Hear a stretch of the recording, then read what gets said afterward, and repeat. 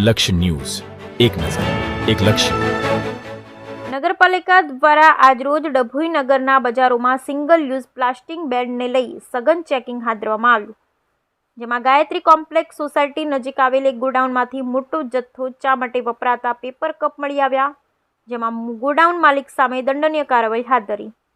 ડભોઈ નગરપાલિકા દ્વારા 1 ઓગસ્ટથી નગરમાં સિંગલ યુઝ પ્લાસ્ટિક અને પેપર કપ ઉપર બેન લગાવ્યો છે. તેમ છતાં કેટલાક વેપારીઓ દ્વારા પાલિકાના હુકમનો અનાદર થતો જોવા મળી રહ્યો હતો. તો વળી કેટલાક વેપારીઓ દ્વારા પેપર કપ જેવી ચીજવસ્તુઓના ખાનગી ધોરણે વેચાણ પણ કરવામાં આવ્યું હતું, જેને લઈ માલિક તંત્ર દ્વારા આજરોજ સવારે અચાનક જ ડભોઈના વધારો તેમજ વેપારીના ગોડાઉન ઉપર છાપામારી શરૂ કરતા વેપારીઓમાં ફફડાટ મચી ગયો હતો. અગાઉ પાલિકા તંત્ર દ્વારા ડભોઈ નગરના બજારમાં વેપારીઓને જો કોઈ આ સિંગલ યુઝ પ્લાસ્ટિક વેપારી આપતો ઝડપાશે તો કડક દંડનીય કાર્યવાહી કરવામાં આવે તેવી સૂચના પણ અપાઈ હતી.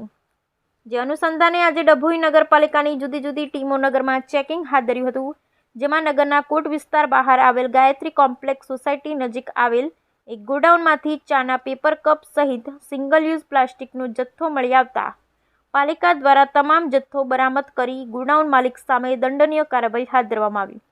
પાલિકા તંત્રના આ સપાટાને જોઈ ડભોઈ નગરના બજારોમાં પ્લાસ્ટિક થેલીઓ કે આવા પેપર કપ રાખતા વેપારીઓમાં ફફડાટ મચી ગયો હતો. ડભોઈ નગરપાલિકા ટીમ મહેશભાઈ વસાવા, કોપિન પટેલ, જિગ્નેશભાઈ, દર્શન પંચાલ સહિતના પાલિકા કર્મચારીઓ દ્વારા ચેકિંગ હાથ ધરાયું. ઇન્ચાર્જ મહેશભાઈને પૂછતા ગાયત્રી કોમ્પ્લેક્સમાંથી ઝડપાયેલ મુદ્દામાલ આશરે કુલ 200 થી 250 કિલો મળી આવ્યો છે. આશરે દંડ 1 લાખ ફટકારવા કાર્યવાહી હાથ ધરી છે.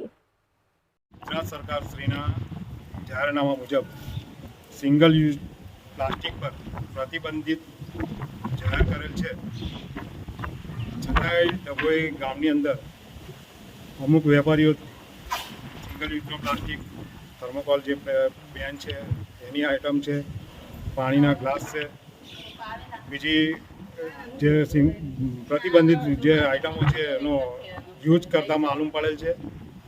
અને વેપારીઓ સાથે આ બાબતે વારંવાર ચીફ ઓફિસર શ્રી ને નગરપાલિકાના પ્રમુખશ્રીએ મિટિંગો કરીને સૂચનો આપેલ છે, છતાંય આ પ્રતિબંધિત વસ્તુઓનો વેપાર મોટા પાયે ડભોઈમાં થઈ રહ્યો છે. જેના ભાગરૂપે આજરોજ ગાયત્રી કોમ્પ્લેક્સની બાજુમાં આવેલ ગોડાઉન જિગ્નેશભાઈ પંચાલ જેઓનું ત્યાં અમે લોકો આવેલ છે અમારી ટીમ સાથે, અને